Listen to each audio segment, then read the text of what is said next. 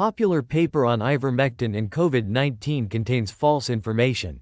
A popular study that claims ivermectin has shown no effectiveness against all-cause mortality contains false information but remains uncorrected. The meta-analysis, published in 2021 by the journal Clinical Infectious Diseases, explores how groups in randomized, controlled trials fared after receiving ivermectin compared to control groups. Among 5 trials included for the portion on all-cause mortality, none showed an effect for ivermectin, the authors claimed. Ivermectin did not reduce all-cause mortality, they wrote. But the claim is wrong. One of the 5 trials was described as finding ivermectin recipients were more likely to die, but actually found that ivermectin recipients were less likely to die. The risk-based estimation confirmed that the average mortality obtained in all of ivermectin-treated arms was 3.3%, while it was about 18.3% in standard care and placebo arms, the authors of that paper said. Dr. Adrian Hernandez, an associate professor at the University of Connecticut School of Pharmacy, and other authors of the meta-analysis are aware of the false information. The group released their study as a preprint before the journal published it. The first version included the false information. A corrected version properly portrayed the trial's results for all-cause mortality in a figure summarizing the results, but still falsely said none of the trials showed a benefit against all-cause mortality. Dr. Hernandez and Clinical Infectious Diseases did not respond to requests for comment. The lingering false information is in a paper that has attracted numerous citations in other studies, in the press, and on social media.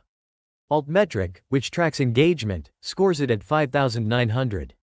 A score of 20 means a paper is doing far better than most of its contemporaries, according to the company. Morimasa Yagisawa of Kitasato University and other researchers pointed out the issue in a March review of ivermectin trials, saying they were concerned about the spread of misinformation and/or disinformation about trial results. The articles on systematic reviews and meta-analyses are often erroneous or misleading.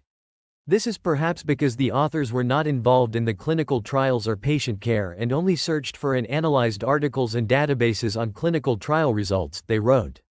The problems are particularly serious in the paper for which Dr. Hernandez was the corresponding author, the researchers said.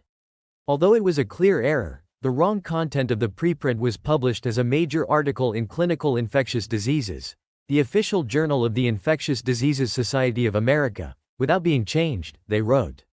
Many comments were made questioning the insight of the reviewers and the editor-in-chief for publishing a paper with such inconsistencies, but the paper is still published without correction. Since this is a prestigious journal of a prestigious society, an early corrective action is required.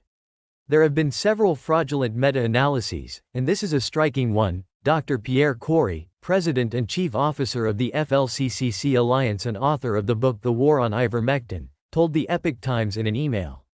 In this meta-analysis, they selected only 10 of the 81 controlled trials, 33 of which were randomized, on ivermectin that were available at the time. 8 of the 10 they selected involved mild COVID-19. Typically, mild COVID does not lead to death. And here they were looking at death rates and, as expected, saw very few. The inclusion criteria they used were intended to show no effect. And they succeeded. Conflicted researchers have been doing this to hydroxychloroquine and ivermectin since the beginning of the pandemic, he added. Issues in other meta-analyses include the improper inclusion of papers that did not describe clinical trial results, Mr. Yagisawa and his co-authors said. They noted that a number of trials have found ivermectin recipients were better off. That includes trials cited by the U.S. Food and Drug Administration in its position that ivermectin is not effective against COVID-19.